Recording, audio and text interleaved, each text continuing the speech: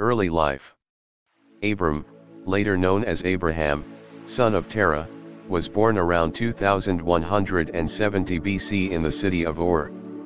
Ur, located on the banks of the mighty Euphrates River, was one of the greatest cities of the world and a thriving center of the Sumerian and Akkadian civilizations.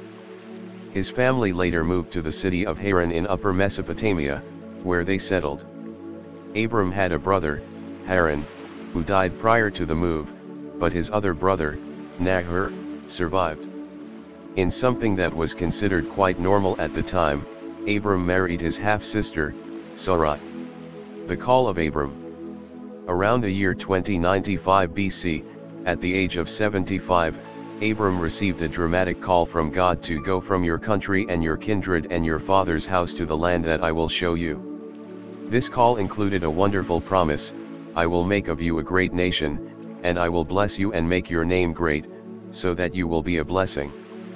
I will bless those who bless you, and him who dishonors you I will curse, and in you all the families of the earth shall be blessed. Abram obeyed promptly, heading south to the land of Canaan. He was joined by his wife and their household servants, along with his nephew Lot. After spending some time at Shechem, where he built an altar to God, he moved on to a place between the cities of Bethel and Ai.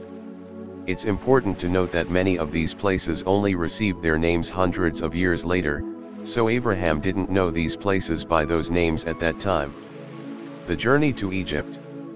Abram continued to move around, heading farther south toward the desolate region of the Negev. As a nomadic pastoralist, Abram could easily move his possessions and tents from place to place. When a famine struck the land, Abram sought refuge in the wealthy country of Egypt. This was a risky proposition at the time. Abram knew that the Egyptians were likely to seize his beautiful wife, and he feared that they would eliminate him in order to legally marry her. He chose to rely on a half-truth, describing her as his sister, rather than his wife. Exactly in keeping with his fears, the Egyptians selected Sarai as a future concubine for the pharaoh. Abram immediately gained wealth and influence in Egypt, as the presumed brother of the woman, until God revealed to Pharaoh what was really going on. Pharaoh responded in anger, calling Abram, rebuking him for the deception, giving Sarai back, and sending him out of the country. Return to Canaan. Abram returned to Canaan, taking up residence at the old location between Bethel and Ai.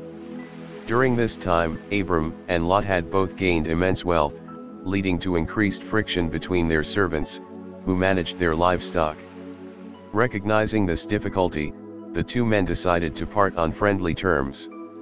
Lot chose to go toward the plain of Jordan, a beautiful and fertile location that contained the cities of Sodom and Gomorrah. Abram, after receiving another message from God, that he would indeed inherit the land of Canaan, headed to the location of Hebron. Around this time, a war broke out in the plain of Jordan. A coalition of kings conquered Sodom and Gomorrah, seizing the cities and their inhabitants, including Lot.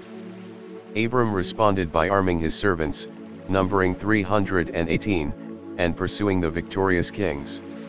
After defeating the allied force, Abram rescued and released the inhabitants of Sodom and Gomorrah and the other captured cities, including his nephew. Then, in a remarkable act of piety, Abram gave a tenth of everything to a shadowy priest king named Melchizedek and received a blessing from him. The promise of a son. Around this time, Abram became increasingly concerned about his need for a son. How could he inherit Canaan and become a great nation, when he didn't even have a single descendant? In response, God promised him with certainty that he would have a son and confirmed that he would inherit the land of Canaan. Sarai, also eager for a descendant, decided to take matters into her own hands. She encouraged her husband, who was now 86 years old, to take Hagar, one of Sarai's Egyptian slaves, and have a child with her. Abram agreed. Hagar became pregnant, and Sarai promptly became jealous. She treated Hagar so poorly that the slave woman ran away, only to return when she was met by an angel, who promised that her child would also become a great nation. God responded by again reassuring Abram of his promise. He made a covenant with Abram, renaming him as Abraham, which signified that he would be the father of a multitude of nations. God also gave to Sarai the name of Sarah, signifying that she would be a princess of peoples. God also called on Abraham to confirm this covenant by submitting to the painful procedure of circumcision, along with all the male members of his household, which Abraham obeyed. The destruction of Sodom and Gomorrah. At the age of 99, Abraham invited 3 mysterious strangers to enjoy a meal with him and receive hospitality. When they prophesied that Sarah would bear a son within a year, Sarah laughed, but they insisted that it was true.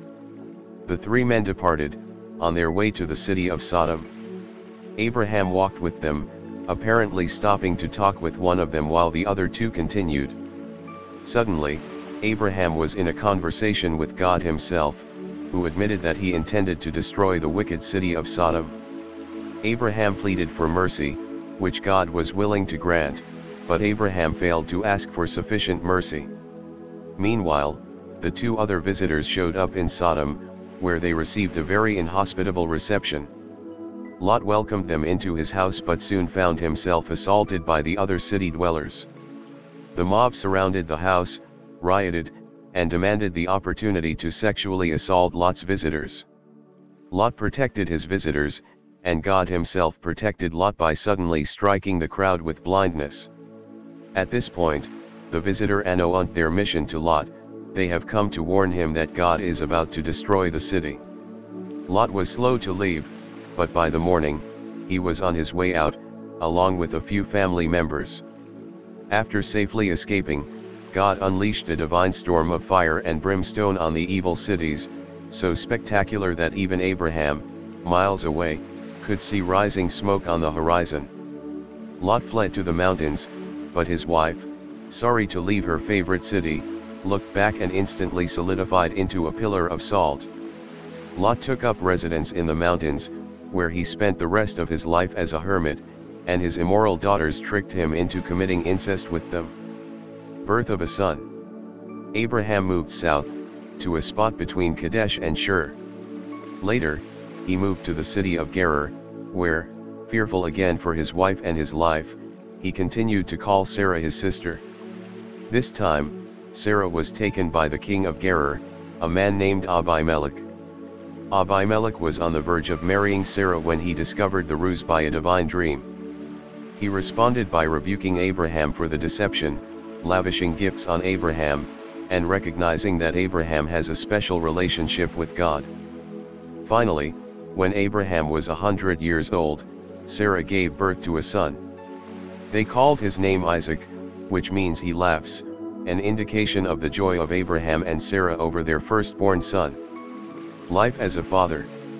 Abraham soon had to again deal with the fact that Sarah was upset with Hagar, as well as her son, Ishmael. To appease Sarah, Abraham sent Hagar and Ishmael away.